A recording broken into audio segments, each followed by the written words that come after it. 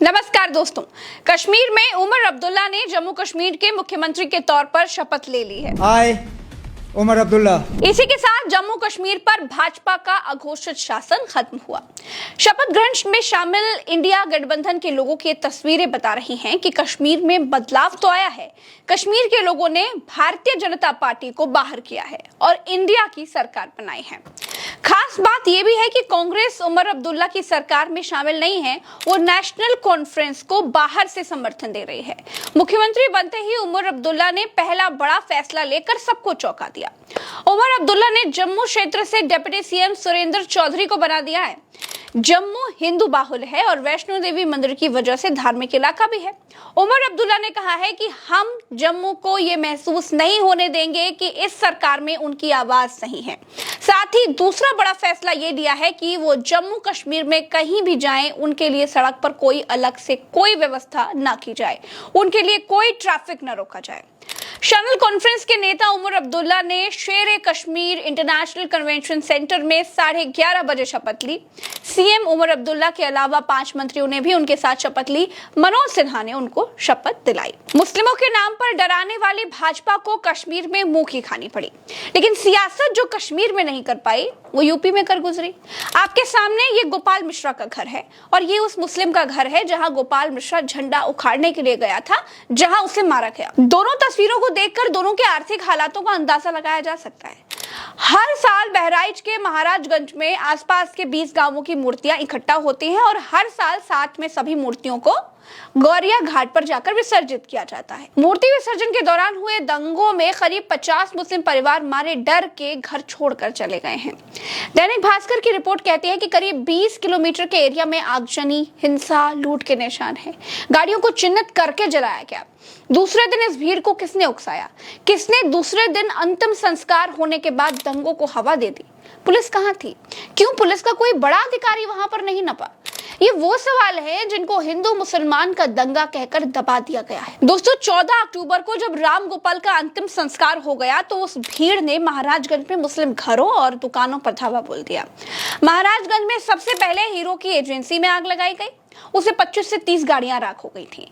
ये एजेंसी अरुण शुक्ला के नाम से थी, लेकिन स्थानीय लोग बताते हैं कि इसमें जो पैसा लगा था वो सिराज का लगा हुआ था और ये बात वो आग लगाने वाली भीड़ को पता थी।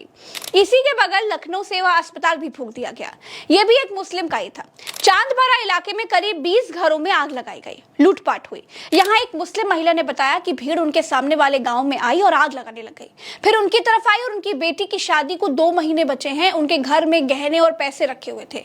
उनके बेटे बहू अपनी बच्ची को लेकर भागे, साथ में उनके गहने भी थे। धान के खेतों से होते हुए वो आगे पहुंचे तो भीड़ मिल गई। उसने सब कुछ छीन लिया।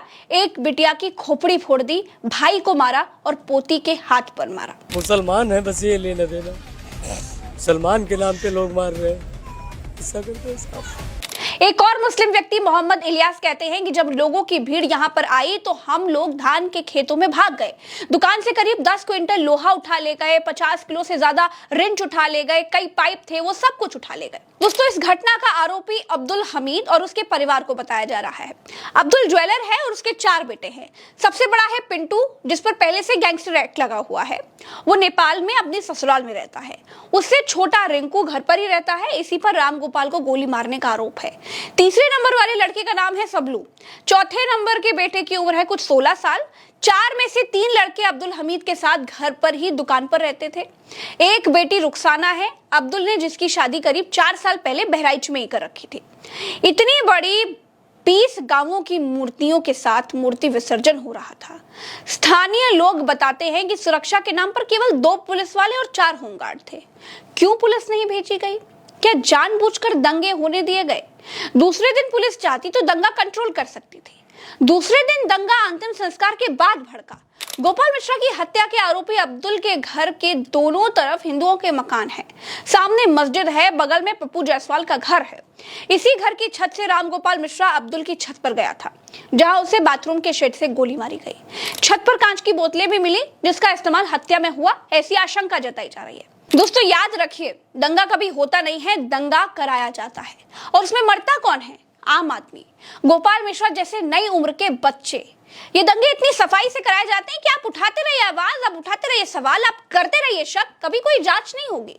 कार्रवाई के नाम पर पुलिस के कुछ छोटे छोटे अधिकारी हटा दिए जाते हैं, बस और कुछ नहीं होता है। सियासत को किसी की जान से कोई मतलब नहीं है, उनको चाहिए परसेप्शन, उनको चाहिए संदेश। दंगा होते ही हिंदूवादी भाजपा मुस्लिमों पर सवाल खड़े करने लगी, मुस्लिम पत्रकारों के नाम तक गिना डाले। दोस्तों फिर कहती हूँ, हिंदू मुसलमान की लड़ाई से न फायदा हिंदू का है न फायदा मुसलमान का है। अरे क्या मिला बहराइच के लोगों को दंगा करके? सिर्फ नुकसान, मुकदमे, मार, पीड़ा, तकलीफ, दुश्मनी। क्या मिला सियासत को? इन दंगों से क्या मिला सियासत को?